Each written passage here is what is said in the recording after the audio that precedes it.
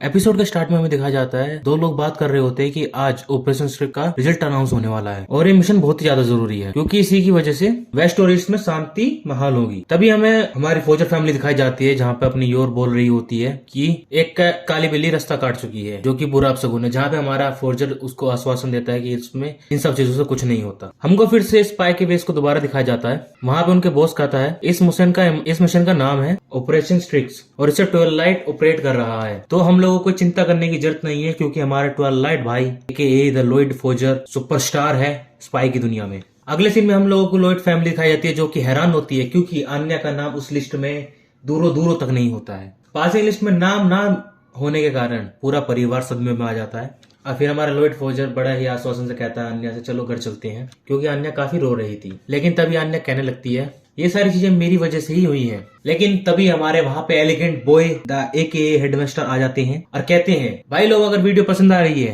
और अभी तक आपने चैनल को सब्सक्राइब नहीं किया और वीडियो को लाइक नहीं किया है तो जल्दी से करो। हेनरी आके कहता है कि मुझे तुमसे कुछ बात करनी है, जिसमें वो लॉयड फोजर को एक लिस्ट देता है। जब वो लॉयड फोजर उस लिस्ट को देखता है तो काफी हैरान हो जाता है क्योंकि वो लिस्ट और कुछ नहीं वेटिंग लिस्ट होती है जिसमें हमारे अन्य फोजर का नाम सबसे ऊपर होता है। वहीं पे लॉयड फोजर बोलता है कि मैंने तो इतना बुरा व्यवहार किया था इंटरव्यू में, तो यहाँ पे ये सब क्या हो रहा है। तभी हमारे हेनरी दादा द एके एलिगेंट बॉय कहते हैं कि तुमने एक मच्छर को मारा था जो कि एक टीचर की जान लेने वाला था, जिससे तुम्हें सबसे ज्यादा पॉइंट मिले, इसलिए तुम्हारा नाम सबसे ऊपर है। अगर कोई सही बच्चा के पेरेंट्स इस स्कूल से विड्रॉल लेते हैं तो अन्य को एडमिशन मिल जाएगा। और ये सुन के लॉयड और फोर्ड्स काफी खुश हो जाते हैं। लेकिन हमारी वहाँ पे योर सोचती है कि क्यों ना मैं किसी के एक पेरेंट्स को गायब भी कर दूं। काफी खतरनाक विचार रहते हैं इस लड़की के। और फिर कहती है कि मुझे ऐसे ही किसी की भी जान नहीं लेनी चाहिए। और हेनरी हमारा कहता है कि हर साल कोई ना कोई विड्रॉल लेता ही है तो तुम्हें होप बनाई रखनी चाहिए। तभी हमारा लॉयड फोजर हेनरी से कहता है कि अगर तुम्हें मेरी कभी भी जरूरत हो तो बंदा रात को 2:30 बजे भी हाजिर है। फिर हम लोगों को 3 दिन बाद दिखाया जाता है जहाँ पे लॉयड के घर में अन्य एक रिचुअल कर रही होती है पास होने के लिए। फिर लॉयड कहता है कि इसका इलाज कराना चाहिए।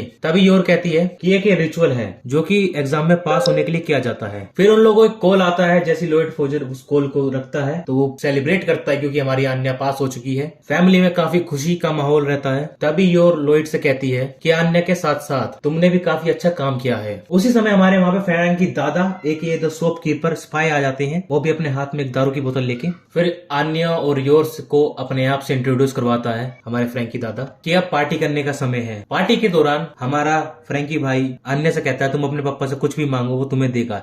और हमारी अन्य एक प्ले की डिमांड करती है जहाँ पे वो प्रिंसेस होगी और पापा स्पाई जो उसको बुरे लोगों से बचाएगा। वहाँ पे लॉयड फोजर मना कर देता है लेकिन फ्रैंकी उसके पीछे से आता है अन्य की और काफी बातें बोलना शुरू कर देता है जिसके कारण आज गेम खेला जाएगा। फ्रैंकी तभी लॉयड को बताता है एक न्यूसन कासल है और ये थीम पार्क है, तुम इसे रेंट भी कर सकते हो। लॉयड अन्य को जब काफी समय से रोते हुए देख लेता है तो इस चीज के लिए वो हाँ कर देता है। कासल को रेंट करने का काम तो मुझ पे छोड़ दो, हमारे फ्रैंकी दादा ये जिम्मेवारी ले लेते हैं। तुम्हें बस इस चीज का ध्यान देना होगा कि हम लोग वहाँ कैसे पहुंचेंगे। और हमारे लॉयड भाई अपने हेडक्वार्टर में फोन कर देते हैं कि उसको एक प्लेन की जरूरत है। लॉयड फोजर हेडक्वार्टर को मैसेज कर देता है कि वो एग्जाम में पास हो चुका है। एजेंट एस काफी खुश होती है। तभी वहाँ पे उन्हें पता चलता है कि लॉयड ने एक और मैसेज भेजा है और जब वो उसे जाके पढ़ती है तो फिर कहती है सभी से कि लॉयड को जो चाहिए उसको दे दो। वो सीधा ही हमारा लॉयड फोजर भाई हेलीकॉप्टर की डिमांड करता है। तो उसी तरफ हमें दिखाया जाता है कि हमारे फ्रैंकी भाई अन्य को बताता है कि उस कासल के बारे में सारी इंफॉर्मेशन। वहाँ पे योर काफी ज्यादा पी रही होती है, नशे में झूम जाती है छोरी। सीन कट होता है, हमें अगला सीन दिखाया जाता है जहाँ पर लॉयड ने जो चीज मांगी थी हेडक्वार्टर से वो पहुंच चुकी थी और योर उस जगह पे भी पी रही होती है। तभी वो लॉयड से पूछती है आपके पास प्लेन कहाँ से आया पतिदेव, आप तो गरीब हो। लॉयड कहता है मेरे साथ काम करने वाले कुछ लोगों से मैंने कुछ समय के लिए इसे उधार मांग लिया है। योर फिर पीछे मुड़कर और उन लोगों से कहती है कि मेरे पति का ध्यान रखने के लिए शुक्रिया। अब ये सारे लोग कैसल के अंदर पहुंच जाते हैं। वहां अंदर जाने के बाद आन्या और फ्रैंकी मजे करने शुरू कर देते हैं। तभी आन्या रुकती है और बोलती है कि कुछ तो मिसिंग है पप्पा, यहाँ कुछ तो मिसिंग है। और हमारा लॉयड पूछता है बेटा यहाँ क्या मिसिंग है। और आन्या कहती है हमारी कैसल कितना खाली है और इस बात से मैं काफी दुखी हूँ, इसलिए मैं शायद स्कूल नहीं जा पाऊंगी। तभी वहाँ फ्रैंकी फिर से आन्या की तरफ से बोलना शुरू कर देता है जिस वजह से लॉयड को फिर से हेडक्वार्टर में मैसेज भेजने पड़ते हैं। और इस बार उसने ज्यादा से ज्यादा एजेंट की मांग करी होती है जिसमें हमारी एस क्लास सुपरवाइजर उनको बोलती है कि जो लॉयड फोजर मांग रहा है उसको दो, एसेप अभी दो। तभी वहाँ पर एक पार्टी का माहौल होता है। वहाँ पे सारे जितने बंदे होते हैं एजेंट होते हैं जो कि लॉयड फोजर के काफी दीवाने होते हैं। और जब हमारा लॉयड फोजर वहाँ पे स्पीच दे रहा होता है कि यहाँ पे आने के लिए शुक्रिया, तो वहाँ पे एक स्पाई वाला मैसेज भी देना शुरू कर देता है जिसे हर कोई समझ जाता है, जिसमें वो एक खेल के बारे में बताता है कि मैं एक स्पाई हूँ और आप लोगों को विलन बनना है और आपको मुझे हराना है।